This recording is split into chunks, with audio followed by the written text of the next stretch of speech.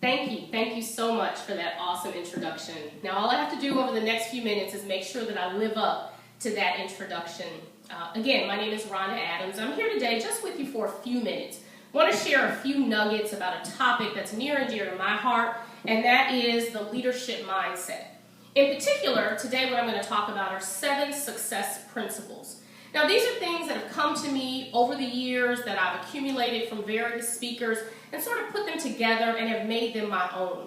And they are things that have really helped me as I move through my direct selling career. So what I'm going to ask of you today is just to be open to some of the ideas that I'm sharing with you. And if you find one nugget that resonates with you, then I will have done my job. So we're going to get started to go through these 7 principles. If you can go ahead, get your notepads ready, get your pens ready, open your heart, open your mind, and just be ready to receive this information. And hopefully there's something today that will help you do one thing better than you've been doing it previously. So without further ado, let's go ahead and get started and talk about the 7 success principles. So the first principle that really has resonated with me and has helped me through the course of my career is one simple word: accountability. Now, we may think of accountability in a number of different ways, but I'm going to tell you how I've used it and how it's helped me continue to move in my career. And it's a couple things. The first is making sure that your yes is a firm yes. So when you say to somebody, I'm going to do it, I will be there, then that is a firm yes. And people come to understand that they can count on you when you say yes. The next is that your no is in fact a firm no.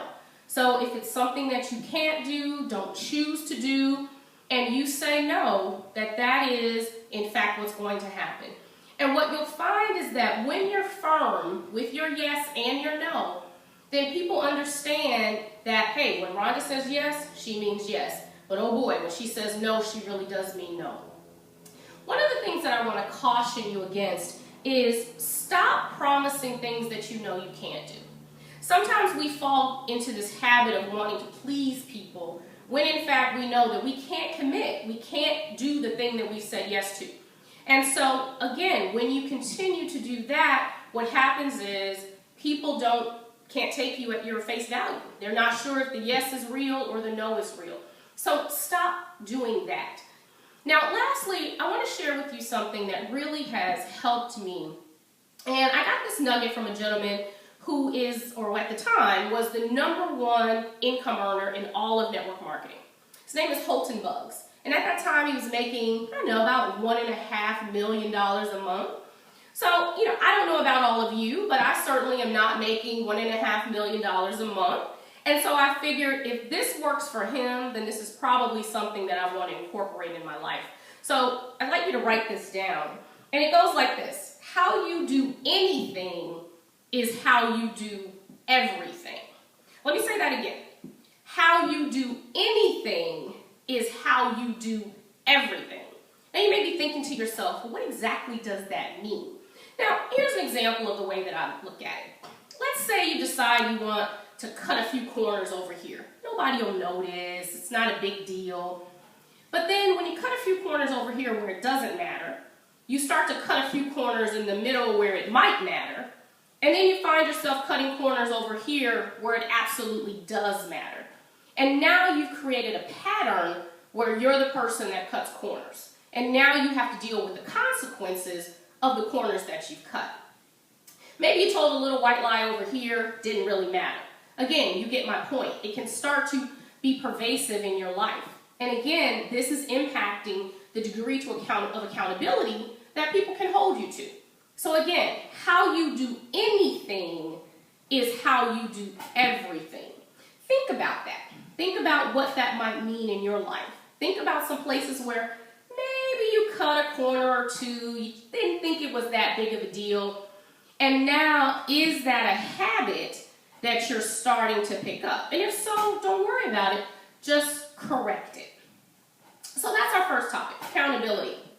Next, let's talk about your reading and listening library.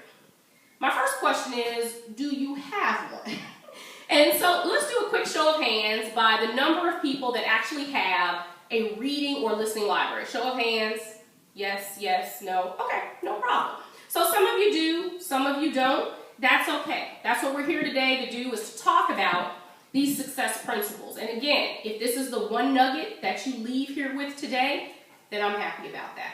Let me share with you 3 books that really have helped me in terms of changing my thinking, changing some of my habits, and things that I've been able to do.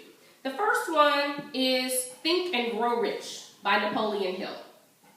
Now, I have an old copy of that book. The pages are yellow. They're all highlighted and underlined. You can get a newer one. You can actually get it as an audio book if you'd rather listen to it in your car. But it really talks about the connection between the thoughts that we think and what happens in our life. So Think and Grow Rich. Next one is How to Win Friends and Influence People by Dale Carnegie. Now, we're in a people business, so we need to know how to get the best out of the people that we interact with, how to get the best out of ourselves, and how those two things marry in order for us to achieve what we want to achieve. So How to Win Friends and Influence People. Those books aren't about direct selling, but they help with your people skills. And again, we're in a people business.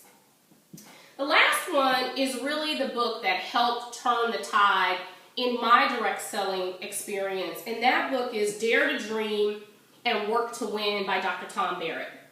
Now, what it helps you understand is how your direct selling career will evolve and what time is important to your business. The one nugget from that book that I took away is learn to work in the nooks and crannies of your life. You're busy. You've got kids, you've got responsibilities, you've got a job, you've got all these other things that have to happen. But we all have the same 168 hours in a week. And so if you can carve out a few minutes here and a few minutes there to add to your business, then you're working in those nooks and crannies. So if you don't have a listening library, I've just given you 3 to start your listening library. If you're not an avid reader, get them on audiobook. Turn your car into a mobile classroom. The other thing you want to do is invest 15 to 20 minutes every day in yourself. If you're a morning person, it could be first thing in the morning. If you're a night owl, maybe it's before you go to bed. Maybe you do it on your lunch hour. Or maybe you do it on your commute to and from work. But whatever the time is, make sure that you're investing those 15 to 20 minutes a day into yourself. So that's topic number 2. Now, this next topic came to me when I had an opportunity during my direct selling career to sit at the feet of one of the most dynamic women that I've ever had the opportunity of meeting. She is one of the top ladies in Mary Kay. Her name is Gloria Mayfield Banks. Now, her position is about this long, so I won't even try to say what it is. But needless to say, I believe she's the number 3 person in the entire Mary Kay, and going for number 2 and then number 1. So again, this is somebody whose success has been outstanding, and I took some of the nuggets that I learned from her to incorporate in my business. So here it is. Have a 30-day non-negotiable goal. 30 days, non-negotiable. Doesn't matter what happens, you will hit this goal. So I'm going to give you guys just a second here. I want you to think about something that for you can be a 30-day non-negotiable goal. Go. All right, so hopefully each of you has written down at least one thing. If you didn't, don't worry. Go ahead and give yourself a time limit to come up with one, because this is something that will begin to change how your business moves forward. So what do we want to do with this 30-day non-negotiable goal? Why do we want to do this? Here's why. Small goals build confidence. When you have a 30-day non-negotiable goal and you hit that goal, you begin to build your confidence. You do it again the next 30 days, your confidence goes up even further. And when you do it, let's say that third 30 days, you're on fire. Sometimes what happens with big goals is they're so far away that you don't believe you can hit them. Or maybe if you did hit a large goal, you start to think to yourself, oh, was that a fluke? Maybe the stars and the moon just happen to align for me, but I won't be able to do it again. So give yourself a 30-day non-negotiable goal. Create a habit of coming up with 30-day non-negotiable goals. And for those of you that have a downline, teach your people how to have a 30-day non-negotiable goal. And if they can't come up with one on their own, then give them a goal. Give them a 30-day non-negotiable goal. Have them agree that that's a goal that they would want to go for. And then teach them how to hit that 30-day non-negotiable goal. And what you'll find is that the confidence in your team starts to go through the roof. So, principle number 3, have a 30-day non-negotiable goal. How many people here actually wrote down a goal? Okay, so a good number if you have a goal. So for those of you that didn't raise your hand, again, don't worry about it. All we want to do is make sure that by the time you leave over the course of this weekend, that you have come up with your goal, okay? So, once you have your goal, what do you do now?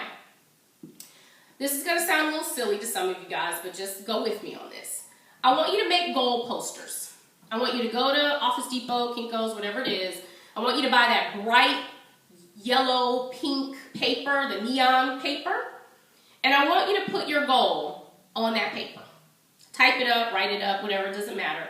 And then I want you to put those goals everywhere. I want you to put them in your bedroom. I want you to put them in your nightstand, in your mirror. I want you to put them in your car. But here's the most important place that I want you to put them. I want you to put it on top of the television.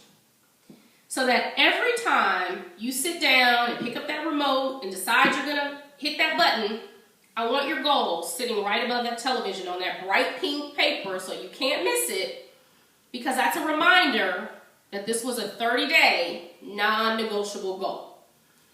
And the reason for the posters is they're constant reminders of the goal that you've set for yourself. They're constant reminders of what you're able to do. And now you can take them down when company comes over, the in-laws or what have you. But put them back up the second that they walk out the door. And make sure that they're the first thing you see in the morning and the last thing you see before you go to bed at night. So that was principle number 4.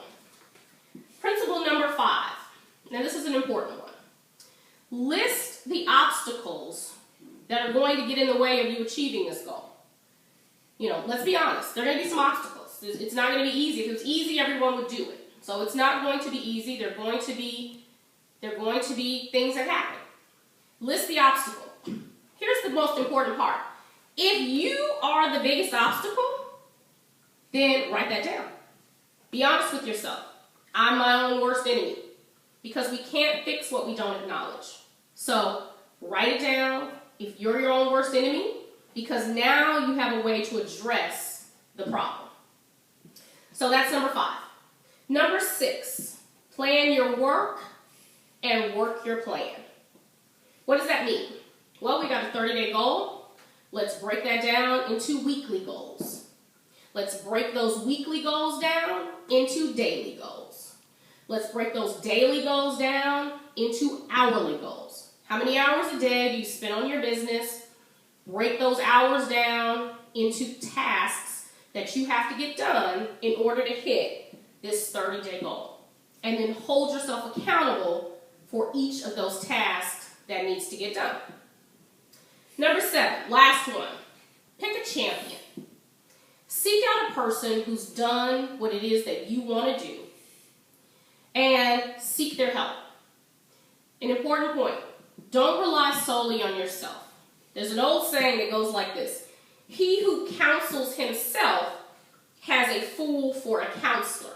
So it is vitally important that you pick a champion. So those are our 7 steps. I only had a short time with you today, you guys. I can give you the long list the next time. But just as a recap, principle number 1, accountability. Number 2, your reading and listening library. Number 3, have a 30-day non-negotiable goal. Number 4, make goal posters. 5, I list the obstacles that will get in your way. Plan your work and work your plan is number 6. And number 7 is pick a champion. So you guys, thank you so much for your time today. Again, we had a short time, but I just wanted to leave you with some nuggets. I hope that they've been helpful. And again, I look forward to seeing each of you at the top. Have a great day. Thank you so much.